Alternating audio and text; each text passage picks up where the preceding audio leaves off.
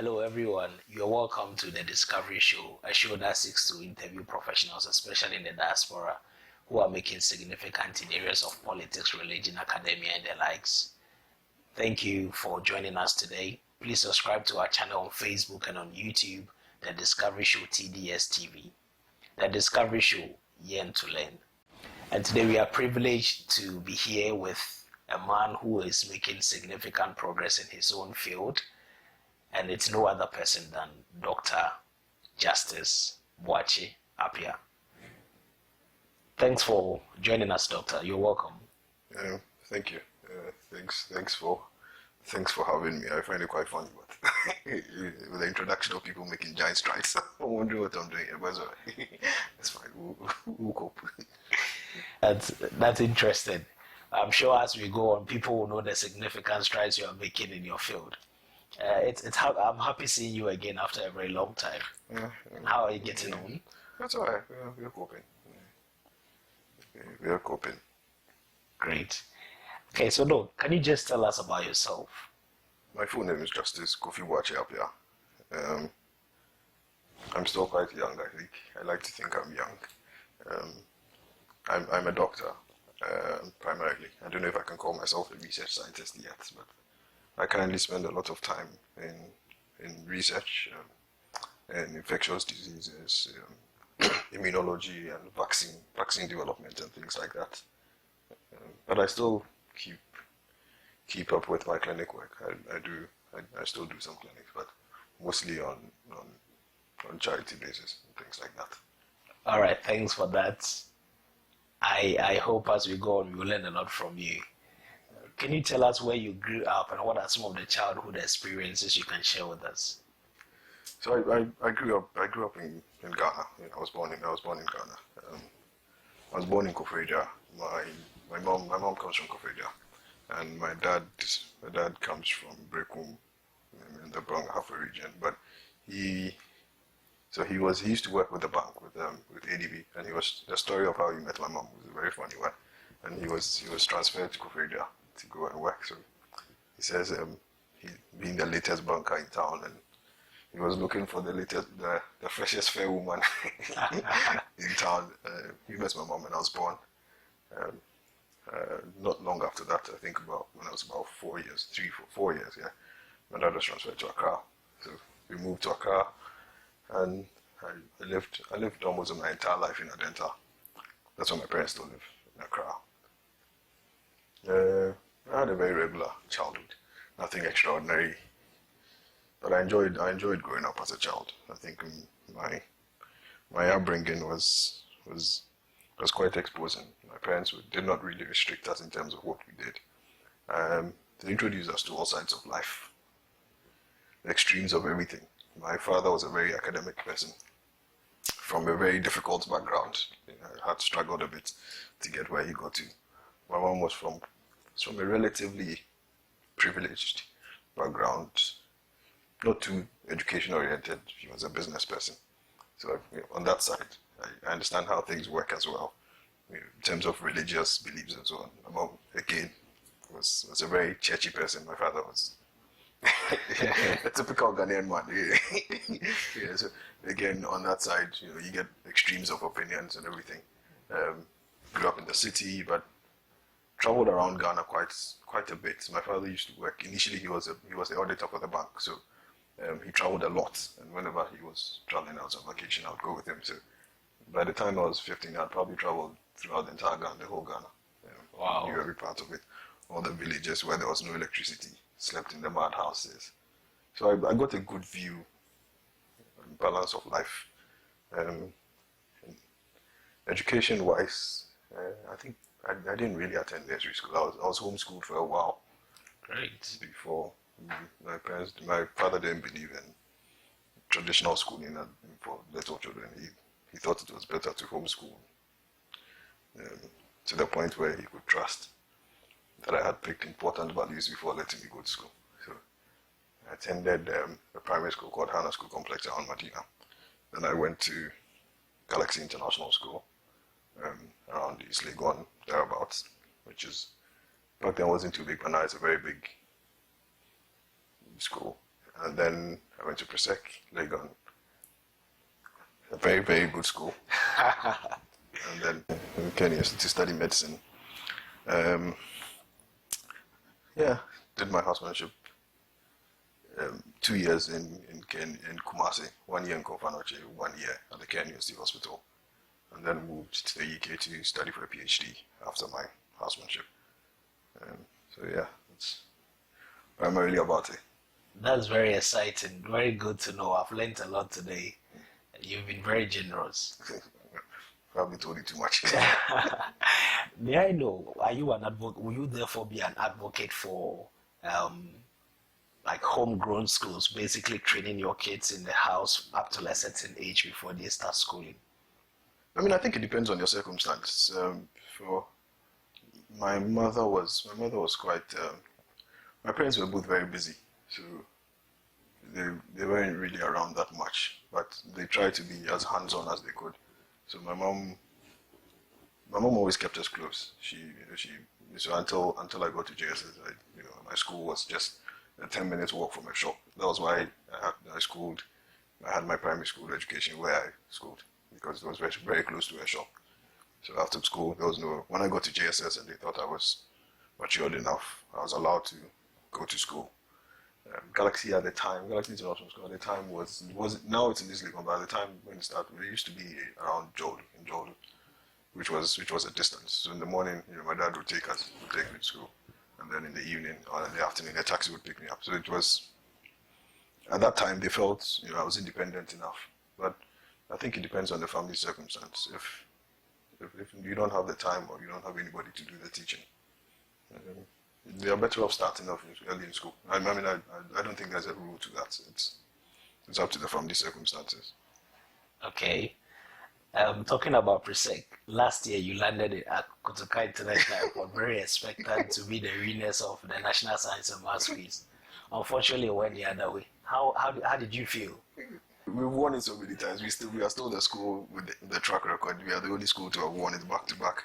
We're the first school to have won it 3 times. We are still the only school to have won it 5 times. So I think it's worth celebrating. I mean, it's all right to allow other schools to win once in a while, but everybody knows when it comes to science and maths, we are still the legends. I actually planned my trip to be in Ghana on that same day because we had, it coincided with an event, with something else I was going to do in Ghana. So, but it wasn't disappointed. I think the boys did well. Coming second was okay. In our year, we didn't do too well. So I admire the boys. I still admire them for going that far. But it would have been good if we won. But it's all right. Life goes on. We'll come back. We'll come back. You'll come back. I'm sure your other friends will be happy to also have an opportunity to respond to what you have said. So we own the science and maths quiz. Everybody knows that. So thanks for that information. Going through school, did you hold any position? I know you were the Medical Student Association president. Did you hold any other position throughout this schooling journey? Yes, actually. So in Presec, I was head boy. I was head boy in Presec 2006, 2007. That was a combination of senior prefect and associate president. In Galaxy International School too, I was head boy.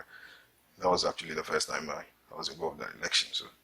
So I think I've sort of been involved in these things at all levels of education.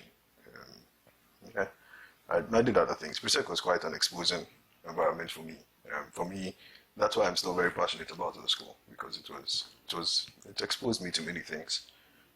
I was involved in other leadership things as well, church things, religious things. I think it was a good experience generally. Debating, making good friends. It was generally, I enjoyed my educational journey growing up. It was a good experience. So especially in KNUST, how was the experience as a Medical Student Association president, combine it with academia and other things? Can you share with us a little bit of that? So before becoming president in 4th year, I became president of the Medical Students Association in 4th year. I had been general secretary in second year, so I sort of had a little experience with respect to how things went. And I probably shouldn't say this, but in my time in the university, I wasn't the most academic person. I spent a lot of time doing quite a number of extracurricular activities. In my first 3 years, I at a point I even used to work on radio. I used to host a morning show on the campus radio station for 2 years. Focus FM. Yeah, Focus FM. I used to host for 2 years, 2 continuous years. I used to be the morning show host, and I used to do it twice or thrice a week, depending on my schedule. I spent a lot of time doing church things. I was very active in AGC. I actually eventually became vice president. I was involved in debate for the university. I used to debate for Katanga Hall, and then was picked into the school team, school debate team, traveled around the country. So I sort of was a bit used to the life of combining. Fortunately, I never trailed anything, thank God. Yeah. But it wasn't really new. And when I got to my clinical years, at which time I became president, I had cut down on a lot of extracurricular activities. So at the time, I think the only main extracurricular thing I did was the Medical Students Association. I did have a brief stint with professional radio, very brief stint, for just about a month. When I was leaving the university campus to come for at the time, I got recruited by one of the popular radio stations in Kumasi. So I did the job for just about a month, and then I thought I could not combine. I wanted to pay a little more attention to my books. So I had quite a lot of time on my hands at the time. For someone who was all over the place, and then suddenly all I had to do was my books. I did have quite a lot of time. It wasn't too challenging, but it was a good experience. I got to learn a lot. How people behave, how people want to be led, how people want to be served. Made very good friends in the process. I think our administration was very successful, and we set up what still remains the only library in the clinical students hostel. Managed to convince the university to give us books for it. The association also got some books, finished the whole library, convinced the university to give us staff, librarians to man it. Last time I went there, I saw it's still doing very well. We left with a very clean financial record, which is not a very common thing in student politics and student leadership. So I think it was a good experience. Very exciting. Will you agree with someone who will call you an all-round person then? I try. I think I try. I try. I'm passionate about what I'm passionate about. There are also things I don't care about at all. So I'm on the extremes. If I care, I care. If I don't care, I really don't. I can't be bothered. So it depends. I try to follow the things I'm passionate about. Thank you. Viewers, we are reminding you again that you are watching the Discovery Show, and you can follow us on Facebook and on YouTube at the Discovery Show TV or the Discovery Show TDS TV on Facebook and on YouTube. The Discovery Show, Yearn to Learn. And I am your host, Precious Anadidiodu, ably supported by James Opol. We are talking today to Dr. Justice Boakye-Appiah, a medical doctor who is also pursuing a PhD in St. George's University of London, United Kingdom, and is almost completing his PhD. So Dr. Boakye-Appiah, many people have asked you based on your social media posts that why were you named Justice? Can you share a bit with us? I think it's a very odd story, but as you know, I'm sure when I write a lot and when I talk to people, I tell them how much I don't like my name. My mom loves my name. See, I try to change it, so she almost wept when I try. But my mom wanted me to become a judge. And she says at the time when I was born, she was going through lots of injustice. The world was treating her unfairly. People owed her debts, they didn't want to pay. She was having social issues. So she wanted God to bring her justice. So when I came, She named me. I mean, a very odd reason to give someone a name. Very odd reason to give someone a name. So my father didn't even know my name was Justice for a long time because he didn't take part in that decision. Oh. Yeah, as far as my father was concerned, my name is Papa Kofi Boakye-Appiah. Then my mom managed to sneak in Justice, and that's how I know. And I unfortunately didn't become the judge she wanted me to become. But I think she's happy. She's happy with what I am now, so it's fine. That's very interesting. That's very interesting. In psychology, there's something called compensation as an ego mechanism. Probably that was the mechanism your mom was using. I mean, I now we all laugh about it. Well, sometimes it's. I mean, it hasn't been bad because a few times it's been the reason why people will remember me. In Ghana, it's quite a common name to have people called Justice. So, but here, what's your name? My name is Justice. And they look back at you and get like, what? Really? And then they tend to remember you next time. Yeah. So somehow, it has been good. A few times also in Ghana as well. As much as we don't like to admit it, there are some names are considered tribal names. So I've had people speak Ewe to me, thinking I'm an Ewe, but I'm not, and then I don't understand, and I'm just standing there and I told them. But it still builds friendship somehow. There used to be in Katanga, there used to be a guy who sold. He was somewhere around Nigeria. He used to sell banku and tilapia, and he spoke Ewe. Okay. So when he found out my name was Justice, he presumed I was Ewe. And anytime I went, he would speak Ewe to me. Okay. And I would stand there and say, oh, I used to say something Ewe. I think he would say, we're better now. And I'll say, and he would say something in Ewe. And I'll say, oh, if my parents didn't teach me that one. And he would say, oh, shame on your parents for not teaching you Ewe. How can you be doing this? This is wrong. Ewe parents, you didn't even know. But I'd laugh. You laugh. And if I bought one fish, he would give me two. Oh. because he thought I was Ewe, and I was saying, your bro. I would laugh about it. It's alright. It's alright. I made jokes about my own name, but it's fine. I don't complain. Okay, so Doc, your mom wanted you to be a judge, and you wanted to read maths and physics as first degree, and subsequently go to law school. By which time law school was a postgraduate study at Legon, University of Ghana, Legon. How then did you end up in medical school? So I think growing up I was a bit, I wouldn't say confused, but I was not too sure exactly what I wanted to do because I tend to, I tried many things, and my parents weren't, as I said, my parents weren't restrictive. They allowed us to do whatever we wanted to do, and they were very supportive. So I tried all sorts of things, played and toyed with all sorts of ideas, attending boot camps and things like that. My mom had kept hammering the idea of becoming a lawyer, I had a teacher in JSS. His name was Mr. Gedo, Ahmed Mohammed Gedo. He's now, last time I saw him on TV, he was an NDC communication team member. Yeah. He always used to, he thought I would be a very good lawyer, and he was keen on getting me interested in reading law. But he was a math teacher, and I thought I did quite well at math as well.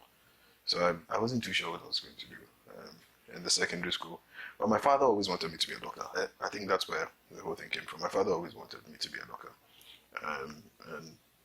But he didn't want to explicitly say it. So when I was going to the secondary school, at the time I wasn't too sure. So my GSS was a an international private school. We had a secondary school attached. We did the O levels and A levels as well.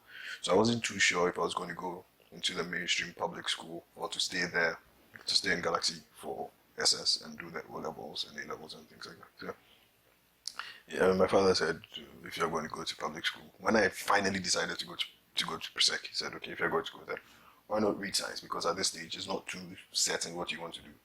And I agree with him. You know, the mind of a 15-year-old cannot really be trusted at that stage on career choices. So he said, if you read science, when you get to the university, you can move into whatever you want to move into. But if you read general arts or business, you are sort of locked. If you decide to go into the sciences later on, it will be too late. But from science, it was allowed to move into other areas. business and law and things like that. So I agreed, and that's why I read science in the secondary school. And while I was in the secondary school, I did come across Presec is a very science-oriented school, as you know, and you met very brilliant people, extremely. That was actually why I went to Presec, because I went to look at. I remember in those days they would paste the admission list on the notice board in front of the school, and you'd go and look through. And that day I had been to Achimota with my friend who chose to go to Achimota to look if he had been admitted. When we got to Achimota, they posted the name with the aggregates, so 06, 7 and things like that. When we came to Presec, they weren't posting aggregate, they were posting number of ones. Oh, okay. And in the science classes, everybody was either 10 or 9 ones. Wow. Yeah, I think the only 8 ones were going to do agric, but in the science classes, it was all 10 and 9 ones.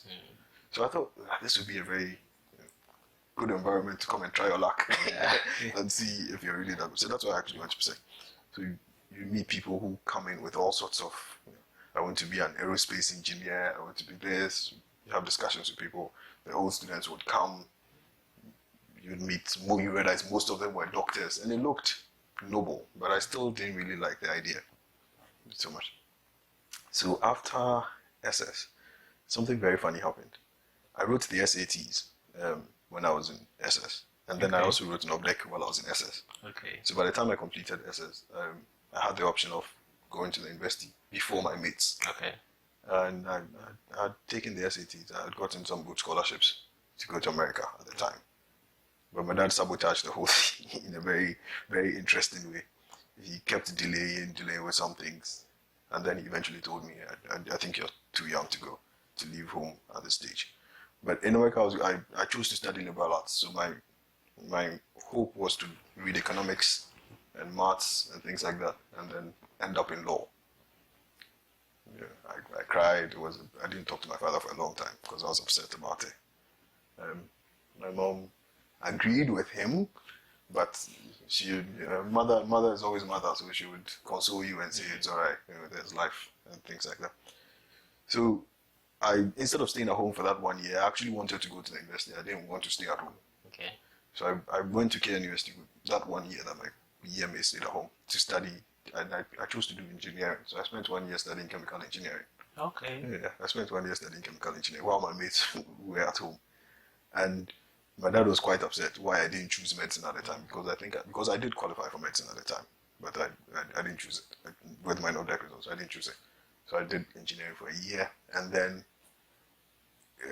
in the second semester, that was when now my dad had to be blunt and said, look, I've never influenced any decision of your life, but this is the time when I think you have to do it. I think I wrote it up on Facebook once. He told me something. He said, there are times when you have to do what you have to do and not what you want to do. And this is one of the times when you have to do what you have to do. I think you have to do medicine, and you should do it.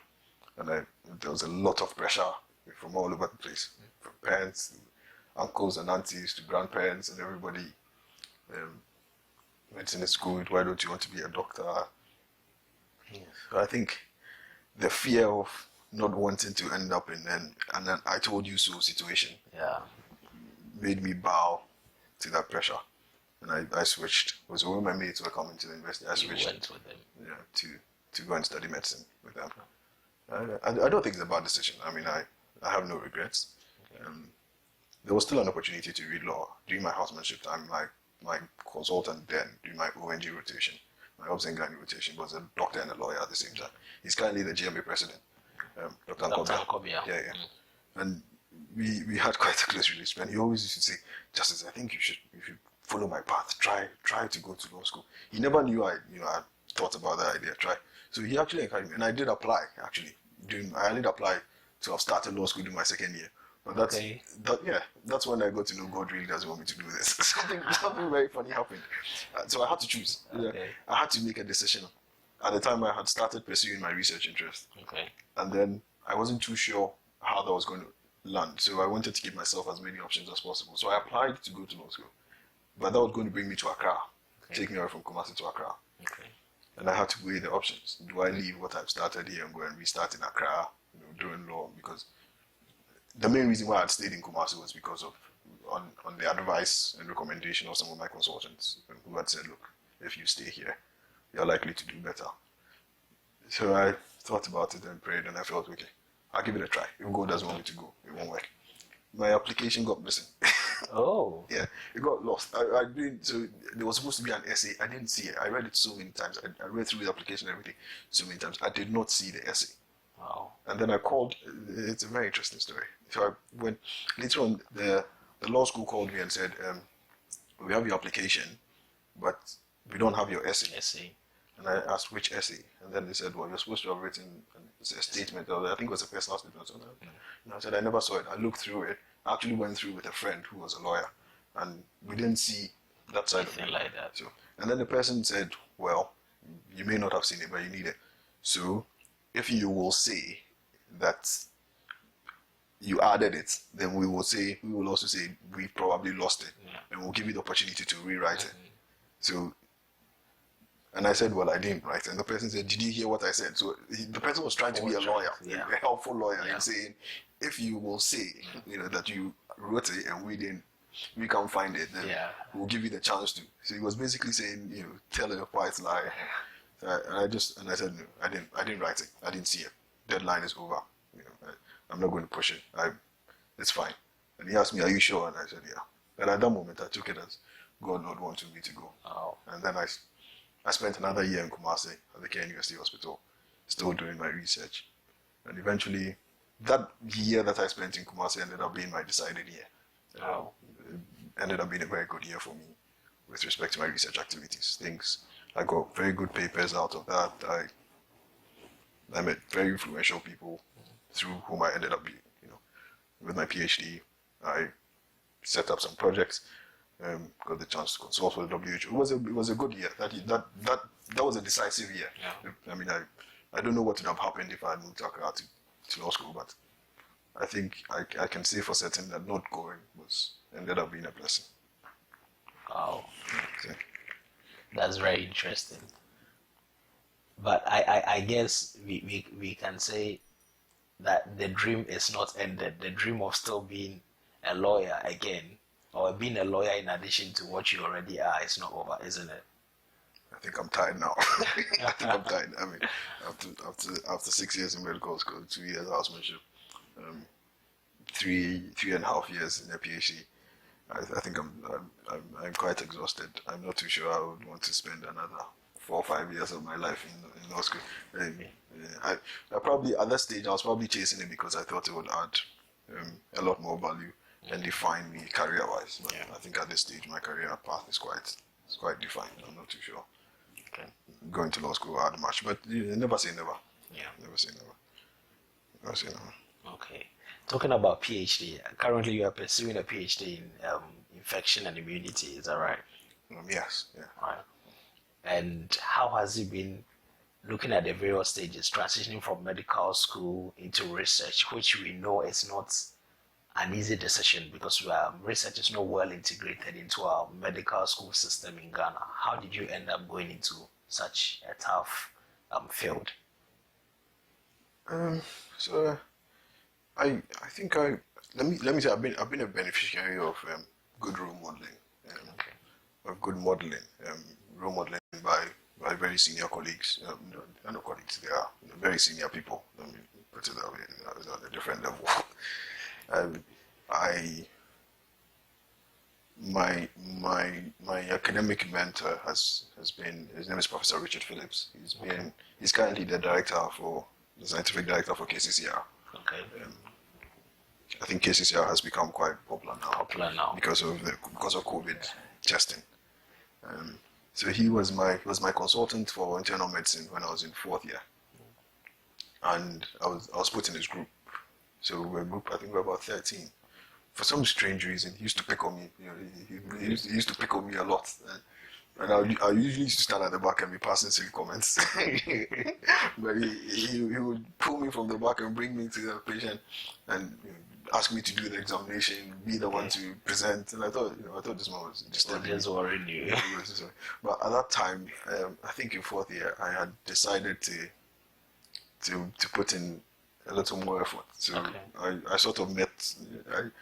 I wasn't doing badly academically. I sort of met his expectations, and he as he told me later on, he felt he thought I was the boy who who thinks a lot but doesn't, you know how typical boy attitude, rely a lot on intelligence, not too detailed. Like the girls would go to the wards in the evening, go and clock pictures. I mean, I wasn't the kind who would do that. But if I knew it, I knew it. If I read it, I understood it. If I didn't know it, I just, that sort of thing. So he tried to push me, and it was a good time. So we developed a relationship at the time. When he came to deliver lectures in the class, he would let me come and sit in front. He'd call me, come and sit in front. Then when I got to final year, he wasn't around. He had gone on a sabbatical leave, so I didn't see him in final year. But the vice dean of the medical school at the time, Professor Eduardo, George Eduardo, he when I was president of the Medical Students Association, he was the vice dean. So again, we built a relationship because he thought in the past there had been issues with financing. I'm sure you must know the story of how the Medical Students Association had suffered or had issues with student leadership and finance issues and so on. I still don't think they were true, but people had their own issues with them. Some ended in impeachment. Some ended in impeachment, and I still maintain I'm not too sure impeachment was the right thing to have done at that stage of life, to have blotted people's, but well, it so happened. So I think 2 years before me, both years had ended up in issues, and then I became president, and I didn't touch any money. There was no controversy about nothing, totally clean. So he took to liking me because he thought I was an honest person, not because of academic reasons. But in final year, I also went into his group. Okay. And then academically, we had another good academic relationship of a sort. So when I finished school, on the day the night before our results were released, he called me on the phone. I was sitting with my friends chatting. We were unsure, are we going to pass? What's going to happen? Kind of thing. And then you called me. And at the time when the vice dean is calling you, you're cautious. What has happened? You want your friends to see. So I was holding my phone and I saw Prophet calling me. This is quite strange. My roommate was sitting beside me and he saw that. He asked me, "Charlie, beside me, say you're passing." So he said, we had a conversation. He said, "Come to the office if you can come tomorrow." But I didn't take it too serious. I didn't think he really meant to come to the office, so I didn't go. So I think we were in town. I was in town with my friends. At this point, we knew we had passed. I was in town with my friends, and then someone called me and said, Prof says he has a meeting with you. He's supposed to go for some meeting, but he's waiting for you in his office. And I was in town, so I quickly rushed to come meet him, and he asked what my plans were. I said, at the time, I think I was homesick. I had made up my mind I was going to Accra. I'd been away from Accra for so long. My family was in Accra, my friends, those with whom I came to University after the 4-year program had moved back to Accra. Nothing was going to keep me in Kumasi. I was going. But he said, no, if you go to Accra, you're going to get lost in the system. Nobody knows you there. You're going to be, like every other doctor chasing locums and living that kind of life. But he didn't think I was set for that kind of life. So he was of the opinion that I should stay in Kumasi, where everybody in the system knew me, and I was, more likely to receive better mentorship to go through it. So it was a difficult decision because my mind was made up. I was going to Accra, but he went the extra mile to actually speak to my dad to convince me to stay in Kumasi during our old right. So I stayed in Kumasi because of him, and I actually did internal medicine as my first outpatient rotation because of him. Wow. And then during the first week, Prof Phillips had come from sabbatical leave. My 4th-year consultant had returned from sabbatical leave with a grant. He had won a big grant to come and start a Bruley ulcer drug trial and so on. And he was doing some other research, and he had been attached to KCCR. So he needed a doctor to run the clinics, the Bruley ulcer clinics. But in the past, he had recruited some doctors who, they fell through. They started with him, and then they would fall off along the line. The truth is, there was no money. At the time, there was really no money in it. So, and I don't blame them. Some of them were married. They had families. They couldn't sacrifice all that time for nothing. So Prof said, Justice can do it. I think that's it. And he said, hey, I taught Justice in 4th year. I think he can do it. So that was how I got into it. Oh, so Dr. Beduado recommended So you, and he said he already knew. Yeah. So Beduado said, "Oh, I think Justice will be able to do it." And he said, "Oh, I know him. He was my student in 4th year, so I know him very well." So he called me, and then we had a discussion. And the clinics, those days, the biggest clinic was in Agogo. Okay. Agogo, Asantiachim, the Konongo area there. So every Wednesday morning, early in the morning, I would come do my reviews. I used to come to the hospital by 5 o'clock. Okay. Do my reviews by 8 or 9. I'll be off to Agogo to go see the really awesome patients, and then I'd have my friend cover for me or something. A few times they got me into trouble with some specialist who thought, you know how it works. The specialist wants to come to work at 11 o'clock, and they think you should be sitting there waiting for them. And I thought, you've gone to do your locum from 8 to 11. I can't be sitting here. So a few times, many times actually, they didn't get me into trouble. But I think at that stage I knew what I wanted, and I made up my mind this was the path I wanted to go, and I wasn't going to get distracted. It wasn't paying financially, because I could have used the time for other things to make money. I spent my leave months traveling around, writing papers with the data professors would give me and things like that, instead of going to chase money. So I think that was basically how I got introduced to research. I wrote at the time, how many papers we did? I personally did about 2 papers on my own, and then Prof. Beduado also had some German collaborators with whom he had done some work in the year 2000 or so, looking at malaria in little children, and then the people wanted to come back to follow up on the children. It was about 15 years after, to see what had happened. So he told them he had become a full professor at the time, and he didn't need the papers. So he said, "Okay, I can give you someone to set it up for you if you want."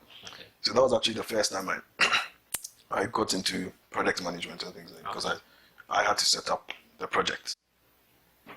Hello viewers, we are reminding you again that you are watching the Discovery Show, and you can find us on Facebook and on YouTube. The name is the Discovery Show TDS TV, and we are still speaking to Dr. Justice Boakye-Appiah. The conversation is getting extremely exciting, and I'm so happy about that. So Doc, we'll come back to you with regards to the mentorship you've received and how you got this partnership through Professor Beduado with the German people. Can you please take it from there again? Well, I think I mentioned that he collaborated with them many years before then on a project, on some malaria project. They were looking at malaria in pregnancy, and they wanted to come back to follow up on the children to see what if their findings had made any impact on them, their growth and things like that. So he basically left it to me and said, work with these people. I'm not very interested in it at this stage of my life. So I had to set up a whole. Fortunately, the work had been done in Agogo. The first work had been done in Agogo, and by this time I had been going to Agogo for over a year, close to a year. So I knew my way around there. I'd been going there to see the really awesome patients in the Agogo Presbyterian Hospital.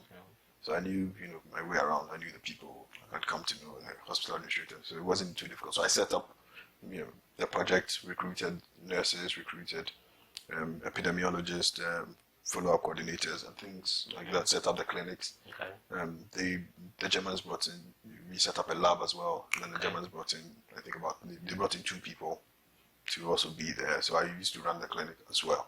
So it meant going to Agogo twice a week, but this one was more. The second one was more supervisory. So I would go to see what was happening. Your position as a big man. I was still a very little boy at the time, and a few times people tried to bully you. Because I also control the funds. So it meant, and you know how people generally think about research money. They think it's your personal money. They heckle you for money. But I tried to be as diligent as I could. So it went well. The project ended, went well. Got very good publications out of that. With my TB publications that I had done during my leave month when I planned to go look for money. So through that work, as I said, got me some good papers as well. Okay. Got me the experience of project management as well, which ended up being very, very useful on my CV. Yeah. Later on in life, it came up very usefully. I think I did a few things around the time. I also had the privilege of working for the WHO in the course of the whole Buruli ulcer drug trial thing. Yeah. Definitely the issue of mentorship is something we really need to expand some other time. Doc, I know you also had some kind of relationship with the late Professor Planjou. Can you please give us a bit of that and how that contributed to how far you've come? The late Professor Planjou, may so rest in perfect peace. I think I even wrote up an eulogy for him on his death, and I mentioned how. So, Prof we used to call him Planjou. I mean, unofficially, you don't say it in front of him. But he was actually the first doctor to have taught us in the medical school. In your first 3 years, you usually meet. Yeah. You're usually taught by the scientists, the basic scientists. Sure. So you don't meet the clinicians themselves. I think there were very few clinicians who also had preclinical scientific interest, and so they used to teach. But he was the first we met in the first year, second semester. Okay. He came to teach, I think, respiratory physiology. And it was very clear that he was different. The way he taught was very different from how the scientists taught. Maybe because we had come to school to study medicine. And before then, everything sounded very abstract, very theoretical. And then suddenly we had someone who brought in many more clinical correlations to what he was teaching. So it was different. And even the way he dressed was different. He came in wearing a tie and looking like a doctor. So everybody, and he's a very gentle person. He doesn't shout. He never shouts. He's always very calm. His temperament never changes. So I used to like him, but I never got close to him or anything like that.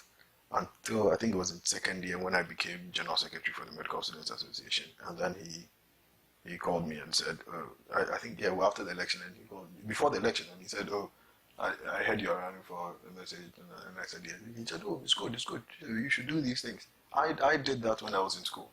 He said that he did that when he was in school, and it took him places after that. Wow.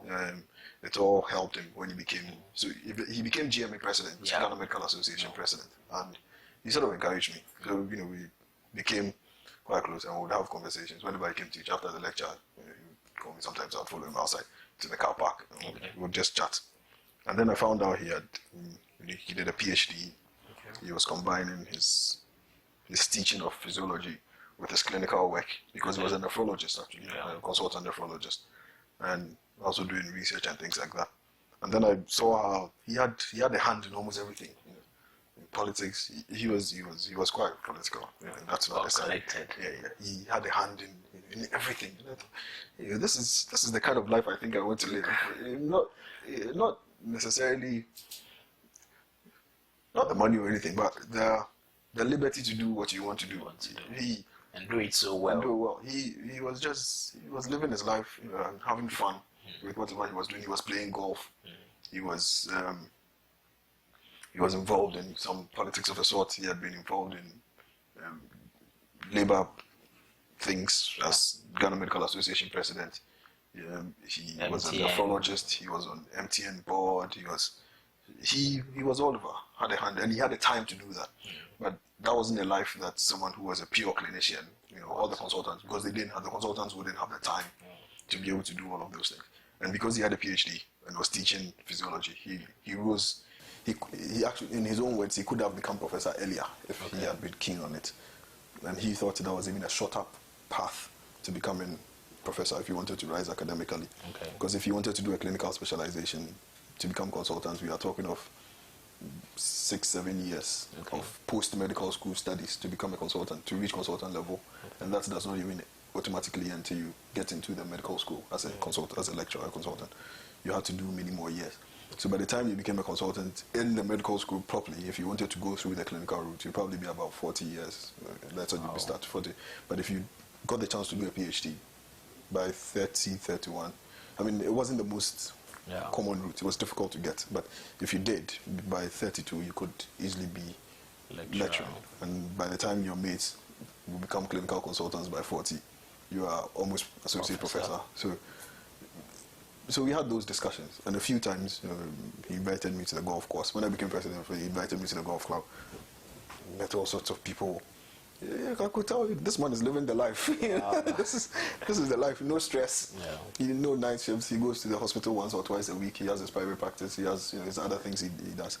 And I thought this was it. So he was the first person to have put the idea of a PhD into my head. Okay. That is a good path to take. In fact, in my second year housemanship, during my second year housemanship, I started a master's in physiology. Okay. Yeah, because I developed interest in physiology. Not exactly because of him, but of all the preclinical subjects, physiology was the one I could relate very easily to. I'm not very good at memorizing. I'm quite deductive, so if I read it and I understand it, I'll never forget it. Okay. And I like to reason through first principles. That's how because I'm quite lazy at sitting down to study. So I didn't really like the anatomy and the medical biology, which required you to sit down and cram things. I struggled a bit with those things. So I wanted to do physiology initially.